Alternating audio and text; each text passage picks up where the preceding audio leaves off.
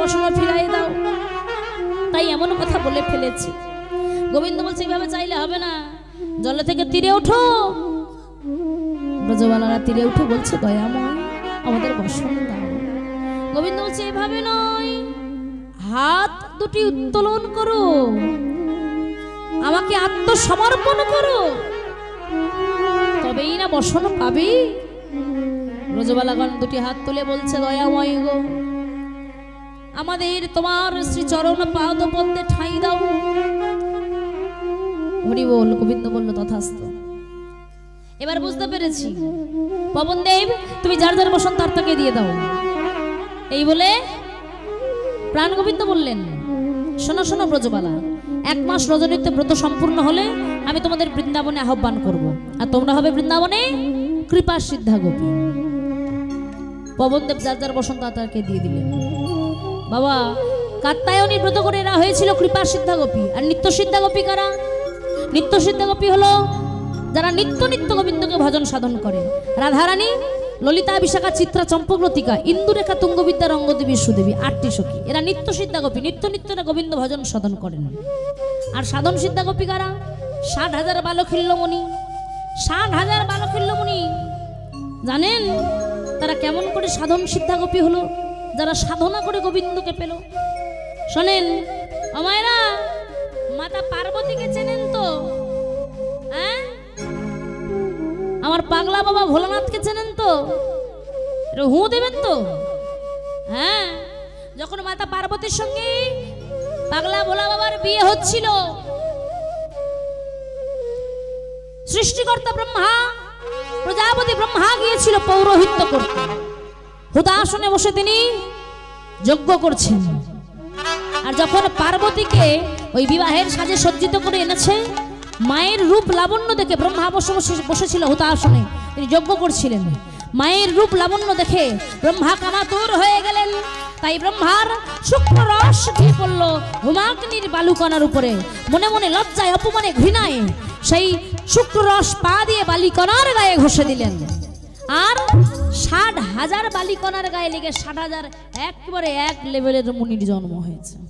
60,000 মুনি, ভাবতে পারছেন? করজোরে বলছেন, বলে ওগো সৃষ্টিকর্তা, কেন আমাদের এই জগতে এনেছো? আমরা তোমার কোন কর্ম সাধন করতে পারি? বলে শোনো শোনো, তোমরা তোমাদের মনের মতো বর চেয়ে নাও, দণ্ডকারণ্যে চলে যাও, গিয়ে নারায়ণের সাধনা করো। 60,000 বালখিল্যমণি, তাদের নাম দিলেন 60,000 বালখিল্যমণি। তোমাদের নাম দিলাম আমি বালখিল্যমণি, তোমরা চলে যাও, গিয়ে দণ্ডকারণ্যে নারায়ণের সাধনা করো। তাই করছে তারা। আর ভগবান শ্রীরামচন্দ্র পৃথ্বী পালনের জন্য ত্রেতা যুগে লক্ষ্মণ ও সীতাকে নিয়ে গিয়েছিলেন বনবাস, কি তাই তো? এবারে বনবাসে গিয়ে যখন সীতা দেবী একদিন বনের ফুল তুলে স্বামীকে সাজাচ্ছে, দূর থেকে 60,000 বালখিল্যমণি তা দর্শন করে মনে মনে ভাবছে, হে রঘুমণি গো, সীতা মায়ের মতো আমরাও যদি তোমার চরণ পেতাম, তাহলে আমরাও তোমার ওই চরণ পূজন সাধন করতাম। হরি বল, হরি বল। অন্তর্যামী রামচন্দ্র অন্তরে বুঝতে পেরে বলল, শোনো বালখিল্যমণিগণ, তোমরা বাসনা যখন করেছো পূর্ণ আমি করব, তবে এই যুগে নয়। আমি এই যুগে এক স্ত্রী অভিলাষী, দ্বিতীয় রমণী গ্রহণ করব না। তাই আগত দাপর যুগে তোমরা হবে বৃন্দাবনের ব্রজগোপী। আমি তোমাদের আহ্বান করব বৃন্দাবনে। সেই দিন তোমরা হবে সাধন সিদ্ধা গোপী। তাই গৌর হরি বল, হরি বল, হরি বল, হরি বল, হরি বল। তাই কাত্যায়নী ব্রত করে কৃপা সিদ্ধা গোপী, নিত্য ভজন সাধন করে নিত্য সিদ্ধা গোপী, আর সাধনা করে সাধন সিদ্ধা গোপী, 3 প্রকার ব্রজগোপী। আজ তারা সবাই নিজেরাও সাজছে, রাধারানীর সাজা হয়ে গেছে বৃন্দাবনে যাবেন বলে। আজ তারা কেমন ভাবে সাজছে ওমা শোনো, তাদের দেহ বলে কিছু আছে তা তারা ভুলে গেছে। কেমন ভাবে সাজছে? বিছরি গে হো নিজ হি দেহ, বিছরি গে হো নিজ হি দেহ, বিছরি গে হো নিজ হি দেহ, আহা এই কুনয়নে কাজল রে হরে, আহারে আহারে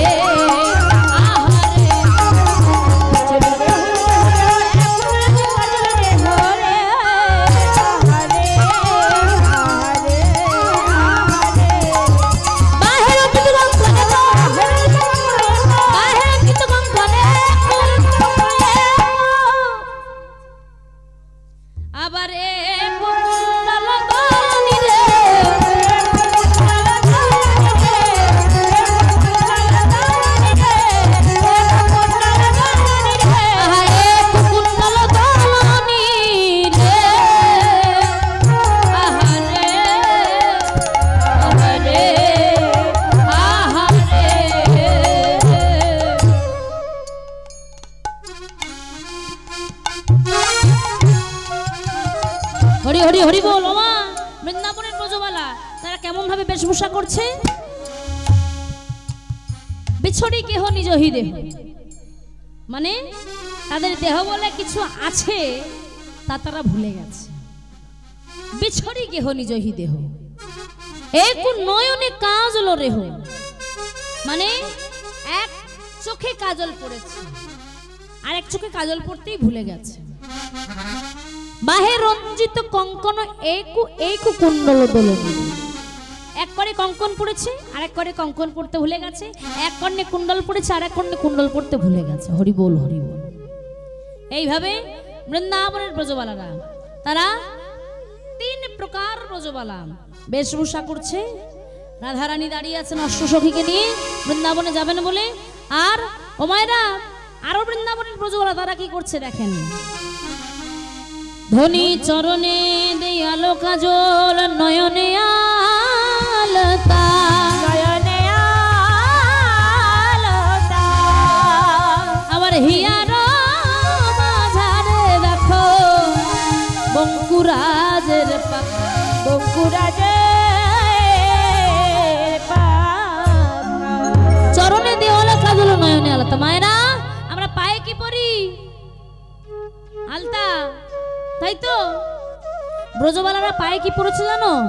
কাজল পড়েছে, আর চোখে ওই পায়ের আলতা নিয়ে চোখে পড়েছে। আর বৃন্দাবনের ব্রজবালারা যখন কোথাও যেত পায়ে অথবা করতলের বিপরীতে নকশা করত, মেহেন্দি করত, কিন্তু আজ তারা এই বুকের মাঝে নকশা করে গোবিন্দের কাছে চলেছেন। হরি বল হরি বল। বুকের মাঝে নকশা করে প্রাণ গোবিন্দের কাছে চলেছেন, এমনই কৃষ্ণই অনুরাগ। বৃন্দাবনের আরো কয়েক প্রকার ব্রজগোপী ছিল, তারা কেমন ভাবে সাজছে? মুগুরিয়া ছানে মাথা বাঁধে মাথার কেশ, মুগুরিয়া ছানে মাথা বাঁধে মাথার কেশ। ব্রজবুলি ভাষায় আয়নাকে বলে মুগুর। তারা আয়না দিয়ে মাথার চুলটাকে সুন্দর করে ছেনে নিচ্ছে আর চিরুনি দিয়ে মুখ দেখছে। মুগুরিয়া ছানে মাথা বাঁধে মাথার পায়ে বেঁধে ফুলের মালা সাজা হলো সে, আমার পায়ে বেঁধে ফুলের মালা সাজা হলো সে, পায়ে বেঁধে ফুলের মালা সাজা হলো শেষ। হরি বল হরি বল। ফুলের মালা কোথায় দেয় মা? কোথায় দেয়? পায়ে, পায়ে, গলায়। আজ তারা পায়ে বেঁধে চলেছে গোবিন্দের কাছে, এমনই কৃষ্ণ অনুরাগ। ওমা গোপী ধায় বনে, গোপী ধায় গোপী বনে,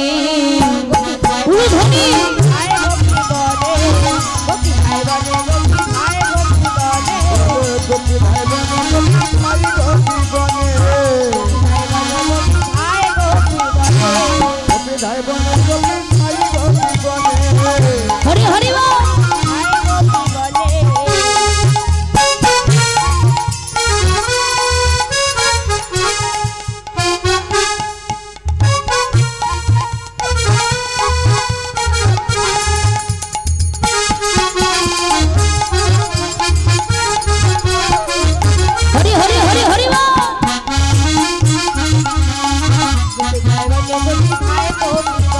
জগৎপতি রাহবনে যাই বৃন্দাবনে,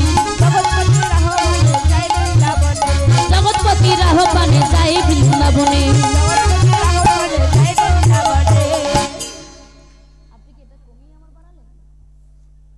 মনে হলো তো কমে গেল। জয় রাধে। হরি হরি হরি বল। ও মায়েরা আজ মধুর বৃন্দাবনে তিন প্রকার ব্রজগোপী ধেয়ে চলেছে গোবিন্দের কাছে। মহাজন বললেন বিপিনে মিলালো গোপনারী, হেরি হাসত মুরলী ধারী,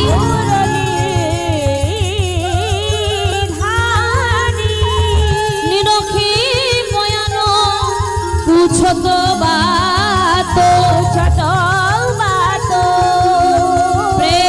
সিন্ধুক গাহনি,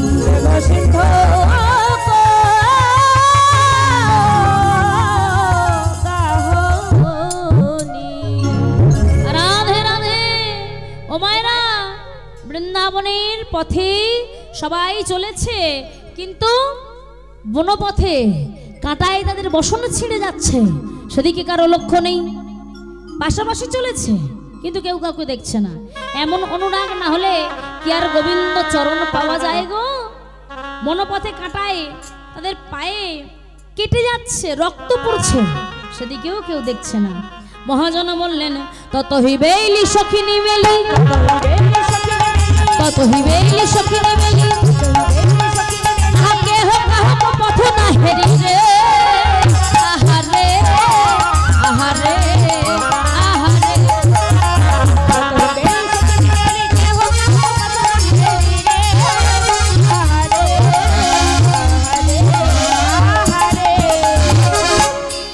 কিবা ওইছে মিলালো বকুল চাঁদ,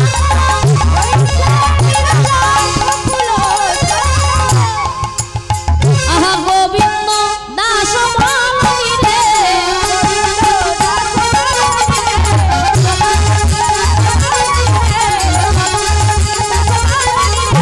গোবিন্দ দাস মালনী রে। আহারে আহারে আহারে। আমা সবাই এসে গোবিন্দের সম্মুখে শাড়ি দিয়ে দাঁড়িয়েছে। আর ওইদিকে একটা ঘটনা ঘটলো কি,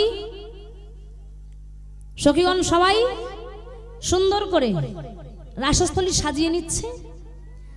আর ভগবান ব্রজবালাগণকে সম্মুখে দেখে হঠাৎ তিনি কি করলেন, করজোড়ে বলছে, সুস্বাগতম, হে ব্রজবালাগণ, এসো এসো সবাই। কিন্তু এই গভীর রজনীতে বনের মাঝে কি মনে করে, কেন এলে? তোমাদের ঘরে কোনো বিপদ ঘটেছে বুঝি? ব্রজবালাগণ বদনে কিছু বলছে না। গোবিন্দ আমার মৃদু মৃদু হাসছে,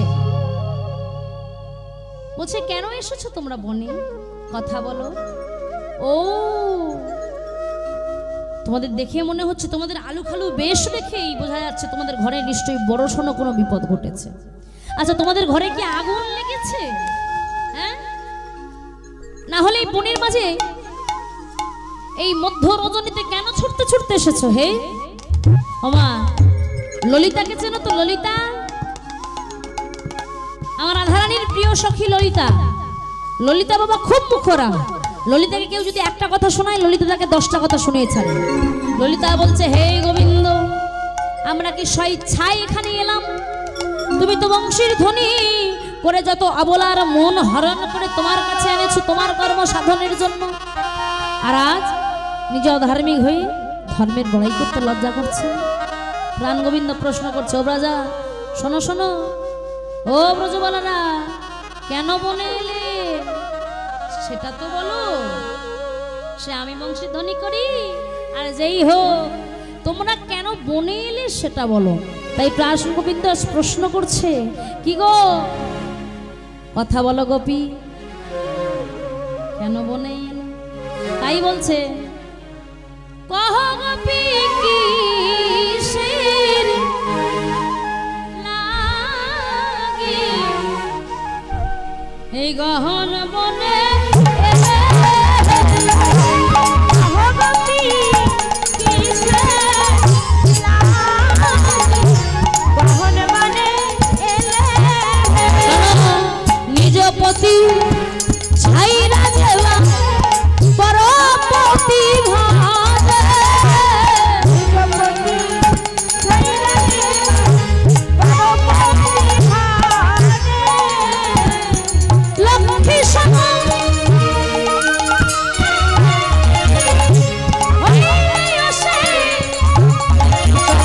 নরকে পড়ে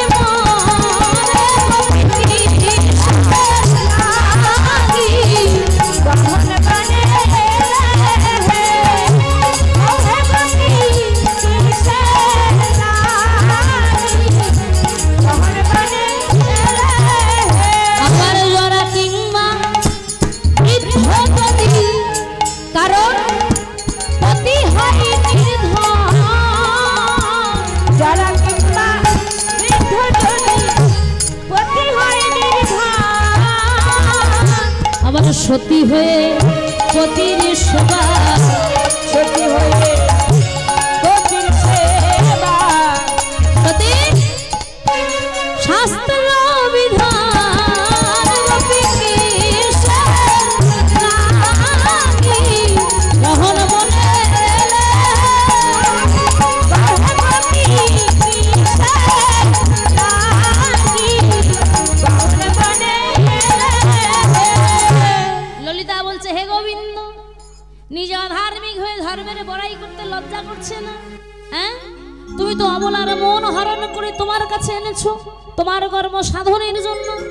বেশ, তুমি যখন এমন করে আমাদের বলছো, দয়াময় তুমি কি জানো না আগুন তো লেগেছে গো। এই পার্থিব জগতে যদি সকালবেলা কারো ঘরে আগুন লাগে, সেই আগুনে শত শত কলসি জল ঢাললে আগুন নিভে যায়। যদি বৈকাল বেলা কারো ঘরে আগুন লাগে, সে আগুনেও জল ঢাললে আগুন নিভে যায়। কিন্তু ভর দুপুর বেলা যদি কারো ঘরে আগুন লাগে, হ্যাঁ গো, সে আগুনে জল ঢাললে আগুন নেভে, আগুন আরো বেড়ে যায়। তাই হে গোবিন্দ, আমাদের আগুন লেগেছে বটে, তবে যে কোনো সময় নয়, যে কোনো সময় নয়। সকালে আগুন লাগলে নেভানো যায়, নেভানো যায়।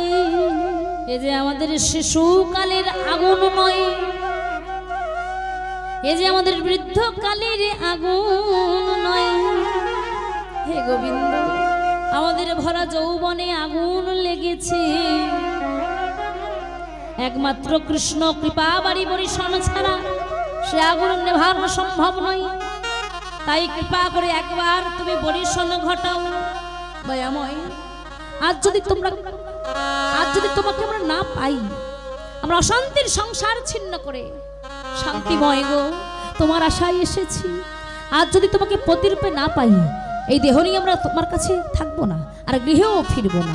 আমরা যমুনায় ঝাঁপ দিয়ে প্রাণ বিসর্জন করবো। যাই এই কথা বলেছে, প্রাণ গোবিন্দ বলছে, ব্রজবালাগণ আমি তোমাদের পরীক্ষা করছিলাম, এসো এসো সবাই আমার কাছে এসো। এইবার জননী যোগমায়াকে স্মরণ করলেন।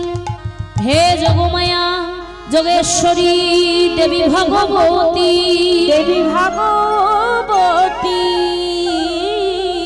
একটি রাস মঞ্চ নির্মাণ করে দাও, আমি ব্রজবালাগণের মনোবাসনা পূর্ণ করি। তাই গৌর হরি বল হরি বল পূর্ণ করি। হে যোগমায়া উপাশ্রিতা, উপাশ্রিতা, হে যোগমায়া উপাশ্রিতা, উপাশ্রিতা।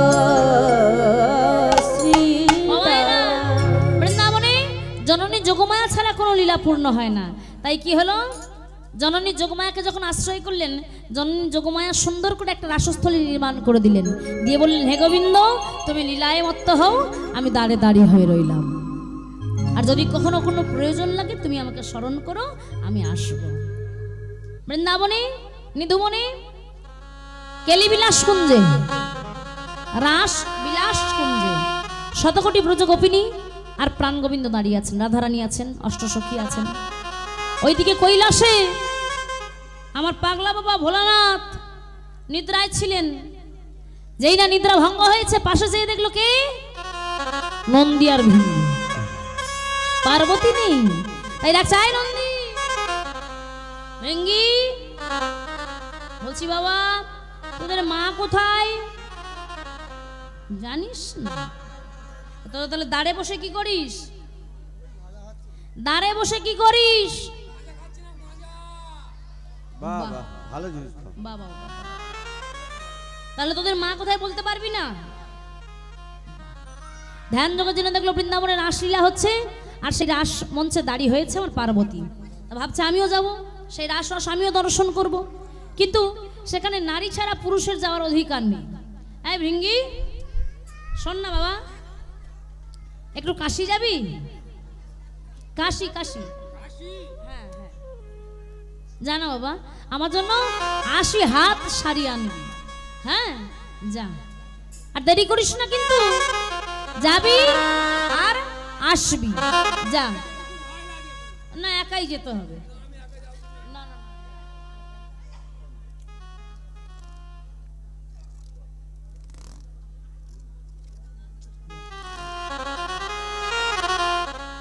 জয় রাধে।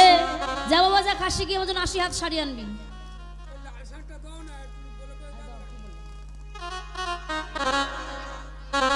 কাশি যাবি, আমার জন্য 80 হাত শাড়ি নিয়ে আসবি। রাস শুরু হয়ে গেছে।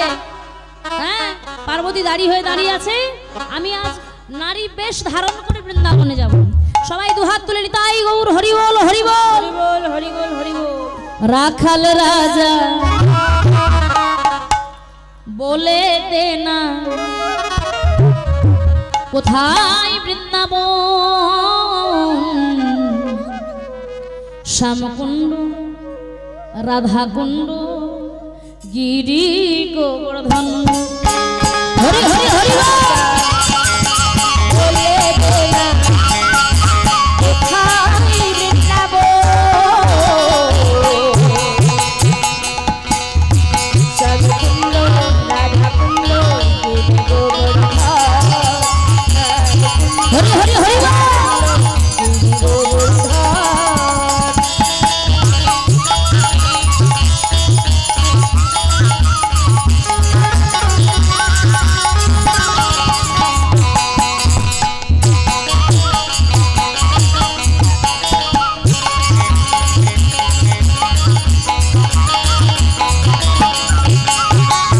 ভাগবতী যমুনা উজান বয়ে যায়, রশি ঘাটার বংশী বটে আছে সামরাই।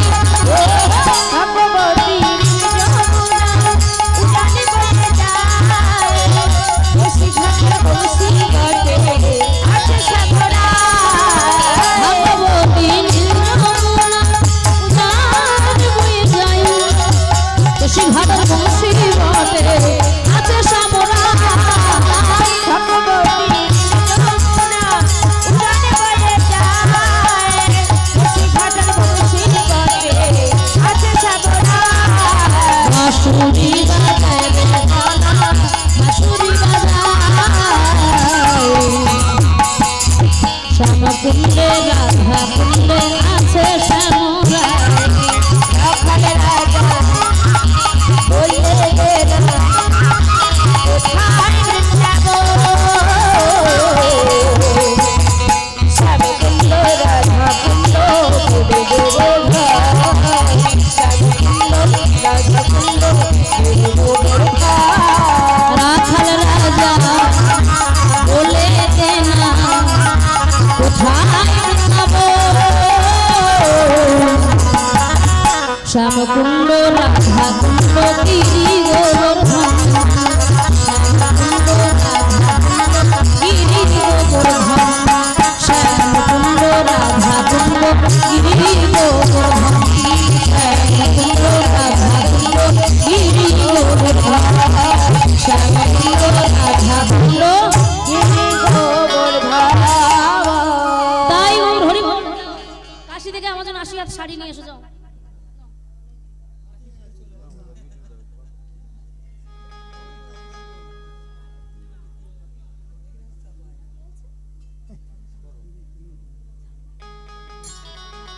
এনেছো বাবা? হ্যাঁ? এর মধ্যে গেলে আবার এলে? তাই 80 হাত দাও দাও দাও। তাহলে আমি পরিধান করি, নারী বেশ ধারণ করি।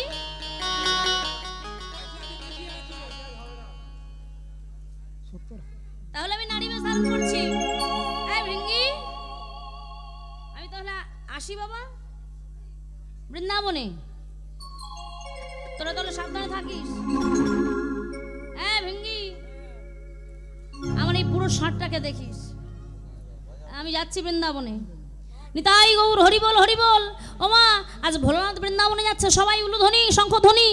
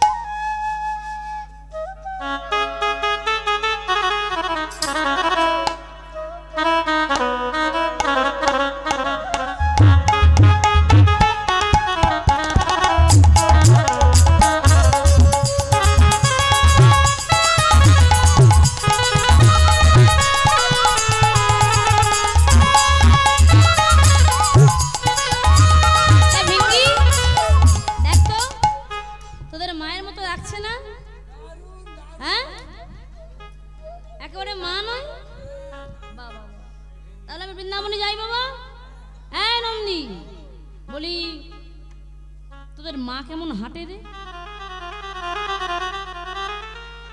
আরে আমি তো কোনোদিন দেখিনি। দেখিস নি? আরে মা তো আমি তো শ্মশানে মশানে পড়ে থাকি, কোনোদিন তো দেখিনি কেমন করে হেঁটে যায় আসে। তুই তো দেখেছিস, একটু হেঁটে দেখা না বাবা কেমন হাঁটে। একটু দেখা বাবা, দেখা মেয়েরা কেমন হাঁটে। হোক হোক, একটু দেখা না বাবা, এই যেমন হাঁটে তেমন একটু দেখা না। আরে আমি সেই রকম ভাবে বৃন্দাবনে যাবো, অনেকক্ষণ শুরু হয়ে গেছে রাস। চল চল বাবা, চল আমাকে দেখিয়ে দেখবি, চল।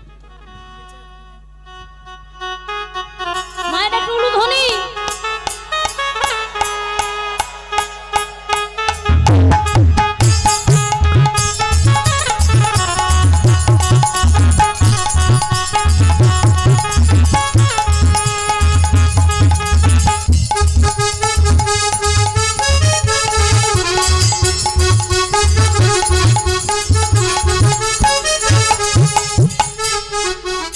তাহলে আগে কোন পা ফেলবো?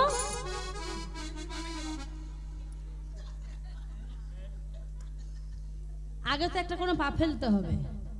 পার্বতী কিন্তু আমাকে দেখেই চিনতে পারবে, বলে দিলাম। মেয়ের আগে কোন পা ফেলে? তোর সাথে কোনো কথা এই ভৃঙ্গি বলছি, আমি যাই বাবা, আমি তাহলে বৃন্দাবনে যাচ্ছি, তোরা সাবধানে থাকিস, তোরা যেন আমার পিছু পিছু কেউ যাস না, তাহলে পার্বতী দেখলেই চিনতে পারবে। ওমা, ভোলানাথ নেচে নেচে চলেছে, আর ওইদিকে দূর হতে পার্বতী দাঁড়িয়ে দেখছে যে কেউ একজন নেচে নেচে আসছে দূর থেকে। আবভাব দেখে মনে হচ্ছে যেন আমার ভাঙর ভোলা। তো দেখি আজ তোমার বিদ্যে কেমন। পার্বতী দেখছে দাঁড়িয়ে, আর ভোলানাথ নেচে নেচে যাচ্ছে। তাই গৌর হরিবল হরিবল।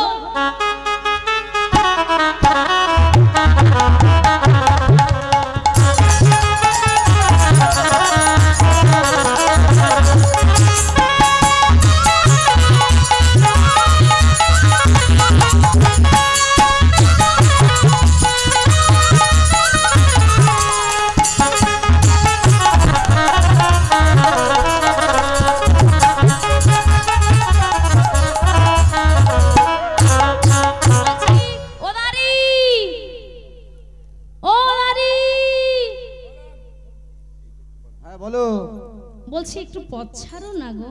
পথ? বাবা, বিশাল ব্যাপার তো। আরে আমি গোপী গো, গোপী। তুই গোপী? হ্যাঁ। রাস আরম্ভ হয়েছে কটা? একটা ভোর 4টার সময় গোপী। আরে আমি বৃন্দাবনের ব্রজগোপী গো, গৃহ কাজে ব্যস্ত ছিলাম। তোমার নাম কি? আমার নাম শ্বেত গোপী। শ্বেত গোপী?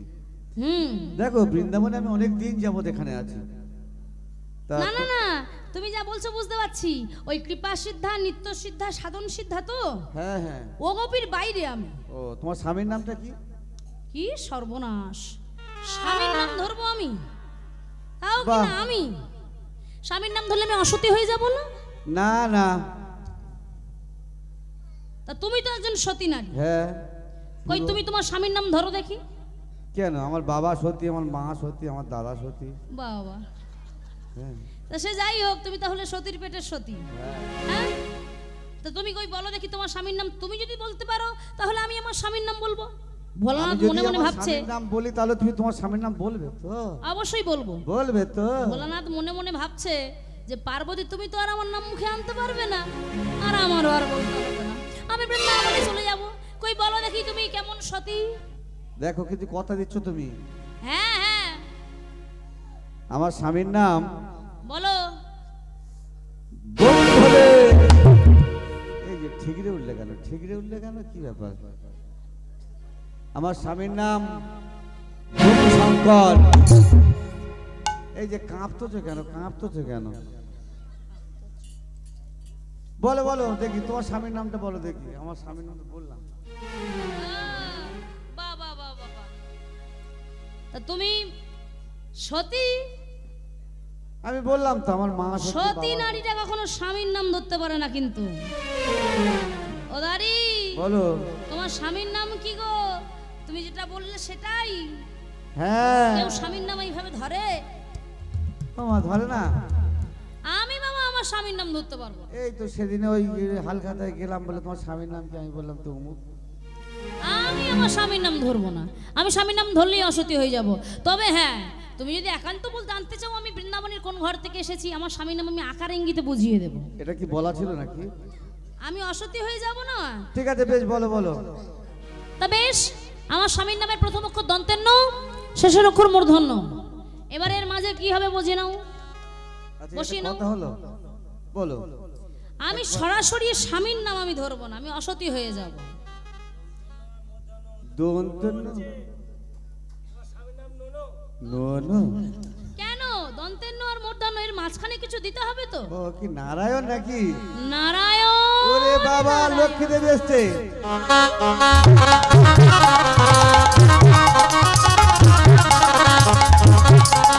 দাঁড়াও দাঁড়াও দাঁড়াও। ও গোপী, পত্র ছাড়ো না। ও গোপী, বলো বলো। তোমার দক্ষিণ চরণ যেন আগে পড়ছে না গো? কি বলো? হ্যাঁ, এত মেয়েরা তো আগে ডান পা ফেলে। মেয়েরা আগে দক্ষিণ চরণ ফেলে? হ্যাঁ, যখন যেমন পা পড়ে তেমন পা পড়বে। আমা বৌদি, এই দেখো মেয়ে কি গো মায়েরা, মেয়েরা আগে ডান পা ফেলে না? সুলক্ষণে মেয়ে একবার। তাই তো। কোন পা ফেলে? বাম পা। ভোলানাথ ভাবছে বড় ভুল করে ফেলেছি। ও দাঁড়ি, এই দেখো তুমি বড় ভুল দেখেছো। তাই আমি সবসময় বাম পা আগে।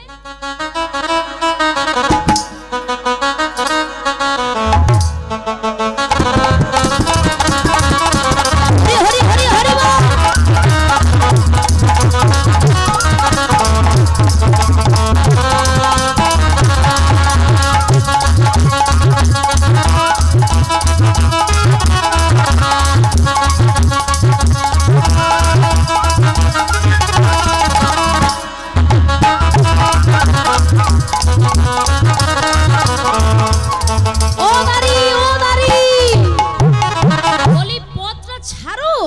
শোনো শোনো, তুমি কি দারুণ। হ্যাঁ, তবে একটা কথা বলি। বলো। তুমি যে এত পরে এসছো তো না, হ্যাঁ, তার জন্য কোনো অসুবিধা নেই। মানে বুঝলাম না। রাস হয়ে যাওয়ার অনেক পরে তুমি তো এসছো। হ্যাঁ, এর জন্য কোনো অসুবিধা নেই। কোনো অসুবিধা নেই। তবে একটা কথা তোমার কানে কানে বলে দেবো। হ্যাঁ, এই কথাটা যদি গোবিন্দের কানে বলতে পারছো, তাই তাহলে রাধারানী না, রাধারানীকে রেখে আমায় ভালোবাসবে? রাধারানী না, কাঁদবে? রাধারানী না, আরে ওসব বলেছি আমি। তাহলে রাধারানীকে রেখে তোমাকে যে এত ভালোবাসবে, গোবিন্দ এত ভালোবাসবে, বলছো? সত্যি। এই বলো বলো বলো।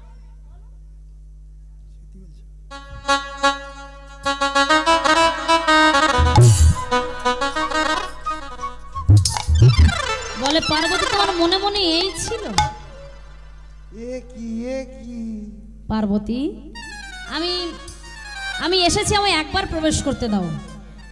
ওমা, মাতা পার্বতী বলছে শোনো শোনো স্বামী, তুমি যে এসেছো তোমায় আমি খুব ভালো করেই চিনি। হ্যাঁ, তোমাকে প্রবেশ করতে দেওয়া যাবে না। বলছে কেন? বলছে শোনো, তোমাকে প্রবেশ করতে দেওয়া যাবে না এই কারণেই, তুমি আমার স্বামী, তোমায় আমি ভালো করেই চিনি। আর তুমি একবার এই রাসস্থলীতে প্রবেশ করলেই যত ব্রজবালা আছে তাদের আর কিছুই বাকি নেই।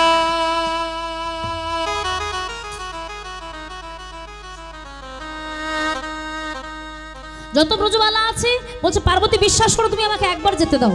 বলে ফিরে যাও তুমি কৈলাস ধাম। প্রাণ গোবিন্দ আমার সকল কিছু অন্তরে বুঝতে পেরে বাইরে এসে বলছে ভোলানাথ বৃথা কেন ক্রোধ করো, ফিরে যাও তুমি কৈলাস। বলে হে গোবিন্দ, এত আশা নিয়ে তোমার লীলা দর্শনে আসলাম, তোমার লীলা যখন দর্শন করতে পারলাম না, তাহলে এই রাস লীলার উপর অভিশাপ দিলাম। আগত কলিযুগে যেখানে যেখানে হবে রাসলীলা, সেখানে নারী পুরুষ উভয় রাসস্থলীতে প্রবেশ করে রাসলীলা দর্শন করবেন। তাই গৌর হরি বল হরি বল হরি বল। আর হে গোবিন্দ, তুমি এই প্রেম, এই ব্রজের রস নিজেই প্রতিটি জীবের দ্বারে দ্বারে বিতরণ করবে। আমি অভিশাপ দিলাম তোমায়, তুমি গোপনে যে লীলা করছো সেই লীলা রস মাধুর্য তুমি প্রতিটি জীবের দ্বারে দ্বারে অকাতরে বিলিয়ে দেবে। প্রাণ গোবিন্দ বলল ভোলানাথ গো, তোমার অভিসম্পাদ গ্রহণ করলাম মস্তকে। তোমার অভিশাপ মতো আর ব্রজ গোপীদের প্রেমঋণ শোধ করার জন্য আগত কলিযুগে আমি নদিয়ায় গিয়ে গৌরাঙ্গ হব। কিন্তু আমি তোমাকে অভিশাপ দিলাম, তুমি যেমন আমায় অভিশাপ দিলে তোমাকেও আমি দিলাম। আমার আগে তুমি যাবে ধরা পড়ে, নাম হবে তোমার অদ্বৈত আচার্য। শান্তিপুরের বাগলা গ্রামের অদ্বৈত আচার্য, তিনি আর কেউ নন, তিনি হলেন পরম মহেশ্বর। তিনি মহাপ্রভুর আগে এসেছিলেন ধরায়। তা বাবা ভোলানাথ বললেন, পার্বতী আমি তোমাকেও একটা অভিশাপ দেবো, তুমি আমাকে প্রবেশ করতে দিলে না। আগত কলিযুগের রাসের বাসরে তুমিও থাকবে, তোমাকে ঘট রূপে যোগমায়া রূপে পূজা করা হবে। জননী যোগমায়া স্বরূপ ঘট আছে, কিন্তু তিনি দাঁড়ি হয়ে রাসস্থলিতে আছেন, কিন্তু কাউকে নিষেধ করতে পারবেন না। নারী পুরুষ উভয়ই রাসস্থলিতে প্রবেশ করবে, যদিও এখানে একজনও পুরুষ নেই। কিন্তু ভক্তমণ্ডলী ভক্তিমতী মায়েরা, পুরুষ একজন আছে, তিনি কে না আমার প্রাণ গোবিন্দ, অনাদির আদি গোবিন্দ। আর আমার বাবারা হচ্ছেন পুরুষ আকৃতির গোপী, আর মায়েরা হচ্ছেন মানে আমরা হচ্ছি নারী আকৃতির গোপী। বাবারা মায়েরা এখানে যতজন আছি আমরা সবাই কিন্তু গোপী, আর পুরুষ একজন। এ জগতে একজনই পুরুষ, যিনি হলেন পরমাত্মা নারায়ণ, তিনি হলেন পরম পুরুষ, পরম শক্তিমান, 16 কলায় পরিপূর্ণ ভগবান। তা বাবা সেই রাসস্থলিতে মহেশ্বর চলে গেলেন, এদিকে দাঁড়ি হয়ে পার্বতী রইলেন, আর এদিকে রাসস্থলিতে শতকোটি প্রজগোপী তারা কি করছে? আহা কাঞ্চন মণিগণ জননীর মা বলো, কাঞ্চন মণিগণ জননীর মা বলো, কাঞ্চন মণিগণ জননীর মা বলো, কাঞ্চন মণিগণ জননীর মা বলো, রমণী মণ্ডল সাজো, রাধুনী মণ্ডল সাজো, মা জহি মাঝ মহামর পাত মাঝহি মাঝ আমার কত সাধ, শ্যামর নটবর রাজ, শ্যামর মণ্ডল রাজ, আহা ধনী ধনী অপরূপ রাস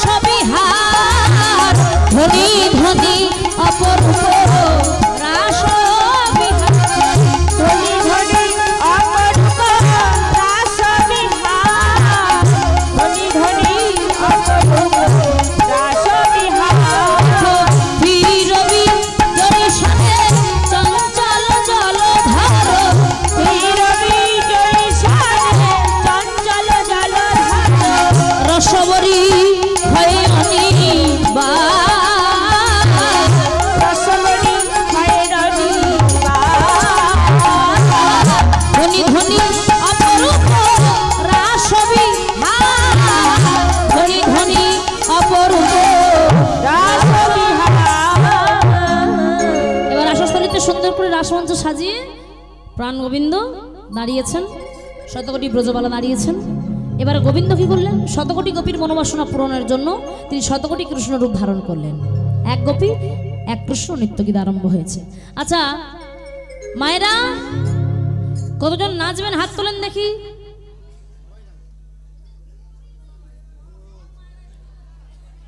আর বাবারা কতজন নাচবেন? সবার নাচাতে হবে। হরি বল হরি বল। আচ্ছা আচ্ছা আচ্ছা দেখি সবাই একবার উলুধ্বনি করেন দেখি। নিতাই গৌর হরি বল হরি বল হরি বল। রাধে রাধে।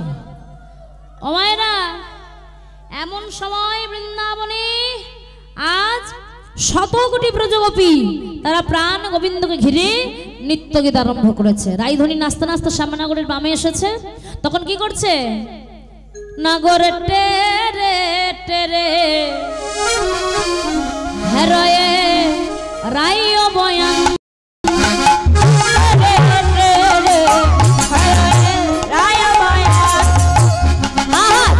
যুগে গোপী লইয়া যশোদানন্দন বৃন্দাবনে রাসলীলা কইল আরম্ভ। বৃন্দাবনে রাসলীলা কইল আরম্ভ।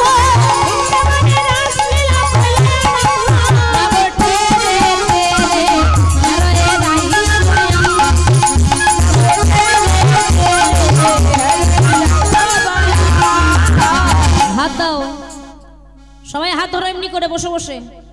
আর 10 মিনিট পরে থেকে সবাইকে নাচাবো। সবাই হাত ধরো। এমনি ভাবে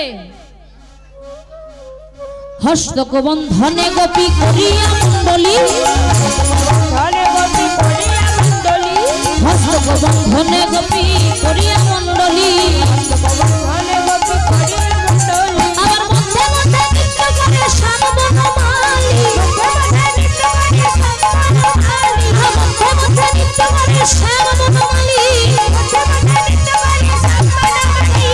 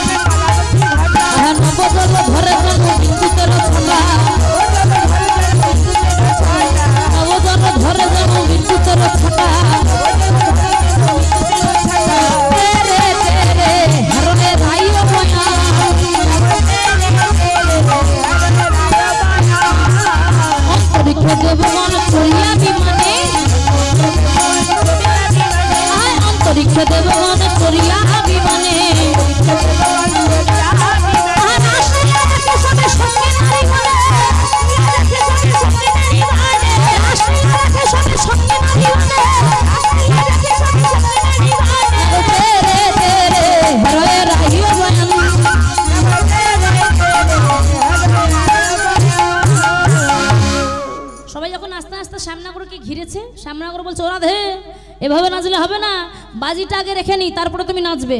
বলছে বাজি, বলে ওমর চাঁদ বদনী ধনী নাচো না দেখি, তা তা থইয়া থইয়া তিনি কিটি নাচ যিনি ঝা, তা তা থইয়া থইয়া তিনি কিটি নাচ কিটি ঝা, তা তা থইয়া থইয়া তিনি কিটি নাচ কিটি ঝা ঝা ঝা। বলে শোনো রাধে, তুমি নাচবে কিন্তু তোমার না হবে ভূষণের ধ্বনি না নড়ি বেছি, না হবে ভূষণের ধ্বনি না নড়ি বেছি, না হবে ভূষণের ধ্বনি না নড়ি বেছি, না হবে ভূষণের ধ্বনি না নড়ি বেছি। আহা দুটো করতে নাচিবে না বাজিবে,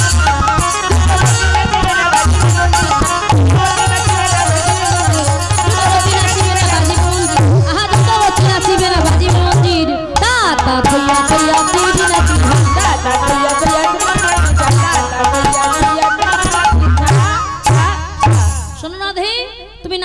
বসন ভূষণ নড়বে না, গলার চিক নড়বে না, আর বাজি আমি রাখবো। শোনো, বলে কি বাজি রাখবে গোবিন্দ? বলে বিষম সংকট তালে বাজাইব বাঁশি, বিষম সংকট তালে বাজাইব বাঁশি, বিষম সংকট তালে বাঁশি বাজাবো, আর ভূমিতে ধনুর মতো করে এঁকে দেব, আর সেই ধনু অঙ্কের মাঝে নাচ বুঝিব প্রেয়স,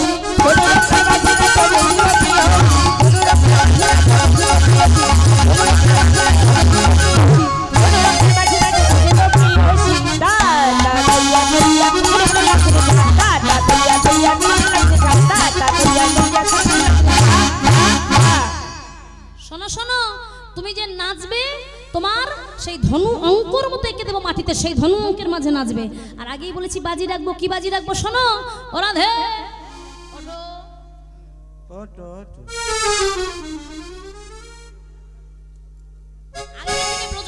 আগেকার কেন এখন যারা প্রকৃত ব্রজমাই বৃন্দাবনে গেলে দেখবেন তারা আমাদের মতো শাড়ি পরে না মা, তারা কি পরে তলে একটা ঘাগরা আর উপরে বুকে একটা অঞ্চল বাঁধে যেটাকে বলা হয় উরুনি।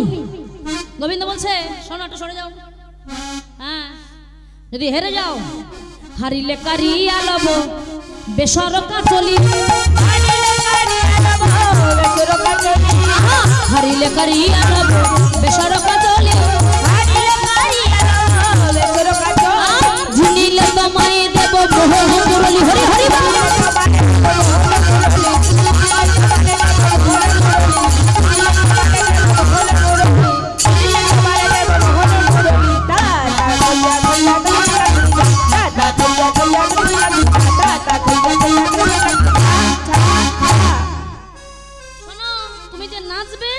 আমি ভূমিতে ধনুর মতো এঁকে দেবো আর বাজিও রেখেছি রাই, নাচো দেখি।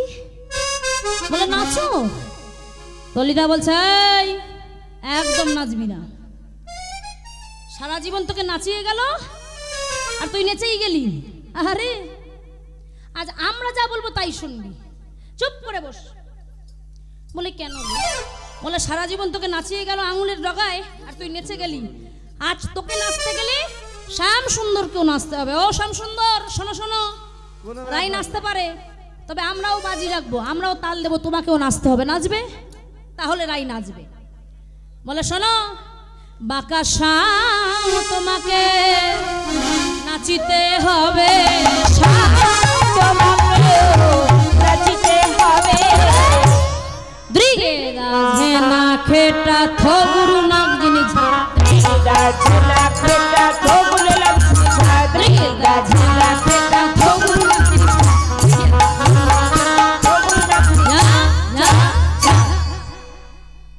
শোনো শ্যাম সুন্দর, যেমনি বলেছো রায়ধনীকে তেমনি তোমাকেও বলবো। তুমি নাচলে তোমার না নড়িবে গন্ড মুন্ড নপুরের পর,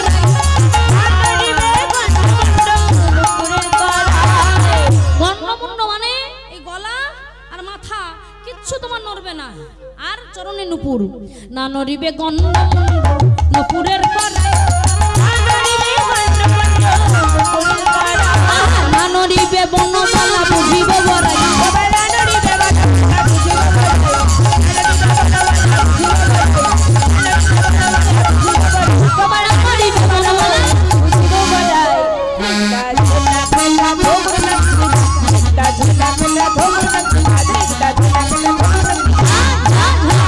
শোনো শ্যাম সুন্দর তুমি নাচবে, তোমার ওই না নড়িবে ক্ষুদ্র ঘণ্টি শ্রবণের কুণ্ডল, শ্রবণের কুণ্ডল, আবার না নড়িবে নাসার মতি নয়নের পল, নয়নের ক্ষুদ্র ঘণ্টি শ্রবণের কুণ্ডল সেটাও নড়বে না, নাসার মতি মানে তুমি নাকা যেটা পড়াচ্ছ সেটাও নড়বে না, চোখের পল চোখের তারাও নড়বে না। হরি বল হরি বল। ভগবান ভাবছে তো বড় বিপদে বললাম, হ্যাঁ কেন রায়ধনীকে নাচতে বললাম।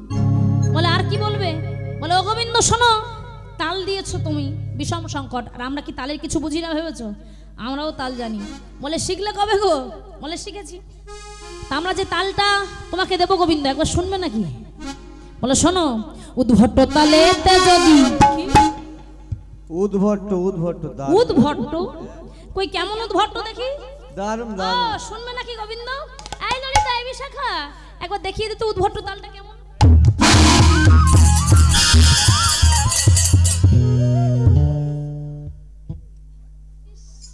দারুণ দারুণ। এটা একটা তাল হলো গো। হ্যাঁ এই তালে কেউ নাচতে পারে? কি বলো ললিতা?